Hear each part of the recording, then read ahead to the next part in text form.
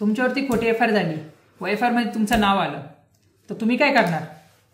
मित्रांनो, तुम्हालाही माहिती आहे का, एफआयआर मध्ये एखाद्या वेळेस नाव आलं तर तुम्हाला खूप सारे प्रोसिजर ऑफ लॉ मधनं जावं लागतं, खूप सारे स्टेजेस असतात क्राईम ते ट्रायलचे, प्री ट्रायल पोस्ट ट्रायल मधनं. हे सर्व आपण डिस्कस करणार आहोत नंतरच्या व्हिडिओमध्ये. पण जस्ट एक सांगतो का, एखाद्या वेळेस एफआयआर झाली तर तुम्हाला स्वतःला पण माहिती आहे का किती प्रॉब्लेम्स येतात आपल्याला, सर्व गोष्टीला खूप साऱ्या गोष्टींना सामोरं जावं लागतं.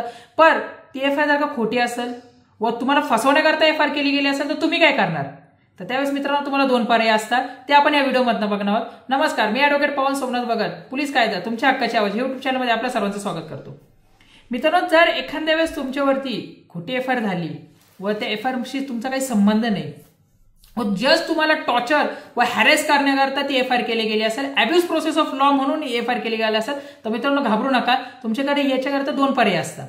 एक तर तुम्ही सेशन व मॅजिस्ट्रेट कोर्टात जाऊन चार्ज फ्रेमिंगच्या स्टेजला एक कलम 227 व कलम 239 सीआरपीसी याच्या अंतर्गत तुम्ही डिस्चार्ज ऍप्लिकेशन फाईल करू शकता व ती केस सेशन व मॅजिस्ट्रेट कोर्टातच तुम्ही म्हणजे चार्जेस ड्रॉप करू शकता. तुमचे स्वतः जे ॲलिगेशन्स व चार्जेस तुमच्या अगेन्स्ट लागले ते ड्रॉप करू शकता.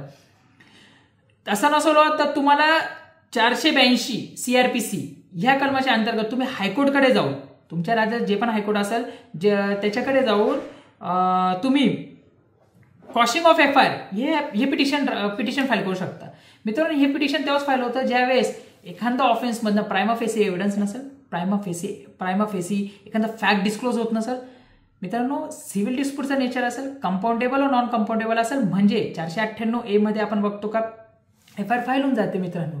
पण नंतर ती फॅमिली डिस्प्यूटमुळे किंवा याच्यामुळे ती एफआयआर मागं पण तो विवाद मिटू शकतो. त्यावेळेस सुद्धा तुम्ही जाऊ शकता. व अब्यूज प्रोसेस ऑफ लॉ, तुम्हाला फसवण्याकरता, फक्त तुम्हाला टॉर्चर देण्याकरता, तुम्हाला त्रास देण्याकरता ती एफआयआर केली गेली असेल तर त्याच्याकरता हायकोर्टकडे तुम्ही जाऊन ती एफआयआर कॉश करू शकता. मित्रांनो, याकरता तुमचं पिटिशन फाईल होतं, तुमचे वकील तिला युक्तिवाद करतात, सामनेवाले जे राज्य आहे म्हणजे पोलीस ऑफिसर, स्टेट जे फिर्यादी त्यांना नोटीस दिली जाते, त्यांचे वकील येऊन तिला युक्तिवाद करता, आर्ग्युमेंट्स होती. आर्ग्युमेंटला जर का कोर्टाच्या निदर्शनात असं आलं का नाही, ज्या व्यक्तीवरती एफआयआर झाली, जो अॅक्युज्ड आहे या केसमध्ये, ते खरंच असं प्रायमा फेसिली काही डिस्क्लोज होत नाही का, हा त्या गुन्ह्याशी संबंधित असू शकतो व असे एव्हिडन्स मिळू शकता, तर मित्रांनो ती एफआयआर नक्की कॉश केल्या जाते. हायकोर्ट तुमचं ती एफआयआर कॉशिंगचं ऑर्डर पास करतो व तुम्हाला त्याच्यापासून संरक्षण करतो आणि अब्यूज प्रोसेस ऑफ लॉ मधनं तुम्ही सेफ होऊन जातात. तर मित्रांनो, ह्या पद्धतीने एखादी एफआयआर तुमच्यावर झाली जी खोट्या गुन्ह्यामध्ये किंवा तुम्हाला जर फसवण्याकरता व तुम्हाला टॉर्चर देण्याकरता केली गेली असेल तर ती एफआयआर नक्की कॉश करू शकता दोन पद्धतीने, एक तर सेशन कोर्टमध्ये हायकोर्टमध्ये.